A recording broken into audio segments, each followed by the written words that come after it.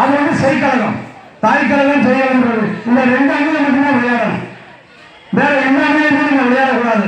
அப்படி விளையாடாதான் நம்ம உருவாகி நல்ல ஒரு பொறுப்பு வரையில உங்களுக்கு ஒரு டிசிப்ளினா என்ன, ஒரு டிபார்ட்மெண்ட்டுக்கு போறதுக்கு எப்படி முறைகள், ஒரு விளையாடுறதுக்கு எப்படி அணுகுமுறைகள் எல்லாமே தெரியும்.